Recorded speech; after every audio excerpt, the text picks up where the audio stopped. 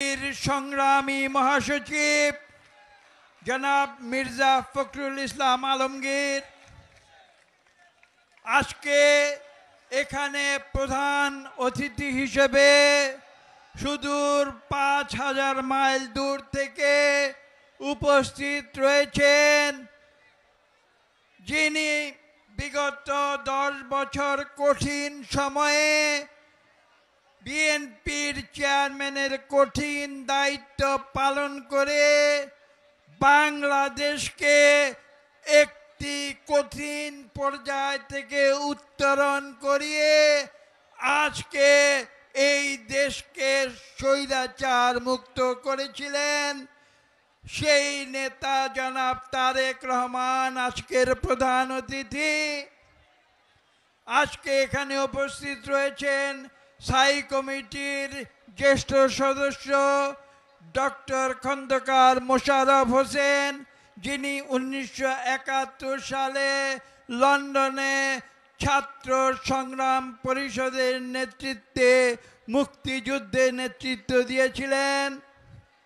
আজকে এখানে উপস্থিত আমাদের স্থায়ী কমিটির সদস্য জনাব ডক্টর, যিনি ড্যাবের সভাপতি ছিলেন এবং যিনি আজকের এই সমাবেশের আয়োজন করেছেন। আজকে এখানে উপস্থিত বিএনপির নেতৃবৃন্দ, আজকে এখানে উপস্থিত বাংলাদেশের জনগণ।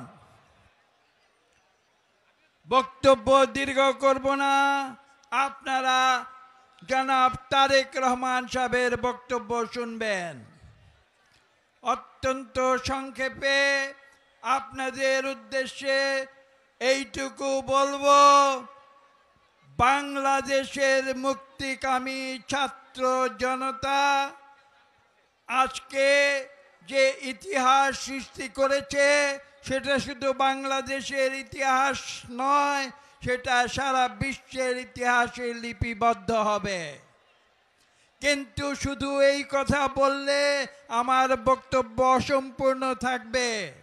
আমাকে যেটা উল্লেখ করতে হবে, বাংলাদেশের বিএনপি নেতৃত্বে বাংলাদেশের সকল গণতন্ত্রকামী রাজনৈতিক দল তাদের দীর্ঘ সংগ্রামের ফসল হিসাবে তারা বাংলাদেশের স্বৈরাচারী খুনি হাসিনা সরকারকে বিতাড়িত করার জন্য নিজেদের জীবন বাজি করে রক্তের মূল্যে যে বিস্ফোরণমুখ একটি পরিবেশ, রাজনৈতিক পরিবেশ বাংলাদেশে সৃষ্টি করেছিল, সেই পরিবেশে ছাত্র জনতা দেশলাইয়ের কাশিতে যেমন স্ফুলিঙ্গ সৃষ্টি করা হয়, তারা সেরকম স্ফুলিঙ্গ সৃষ্টি করে দিয়েছিল এবং যার ফলশ্রুতিতে আগ্নেয়গিরির লাভার মতো সমস্ত বাংলাদেশের নতুন প্রজন্ম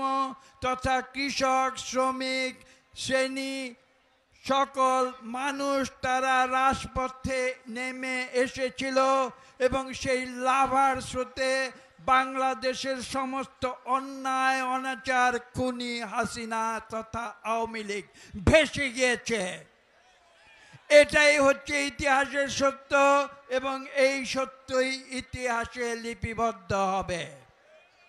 আজকে আমাদের বুঝতে হবে যে অন্তর্বর্তীকালীন সরকার এখানে এসেছে, জনগণ, ছাত্র জনতা তাদের যে মূল যে ম্যান্ডেট সেটা স্পষ্ট ভাষায় উল্লেখ করতে হবে। তাদের মূল ম্যান্ডেট হচ্ছে বাংলাদেশকে স্বৈরতন্ত্র থেকে গণতন্ত্রে উত্তরণ ঘটানো। হ্যাঁ, এটা আমরা বুঝতে পারি। সেই গুরুদায়িত্ব পালনের জন্যে তাদেরকে কিছু অত্যাবশ্যকীয় সংস্কার করতে হবে এবং সেই অত্যাবশ্যকীয় সংস্কারগুলো তারা করবেন, এটা আমি বিশ্বাস করি। কিন্তু এখানে স্পষ্ট করে বলা প্রয়োজন যে পৃথিবীর সব সংস্কার কোনো সরকার করতে পারে না।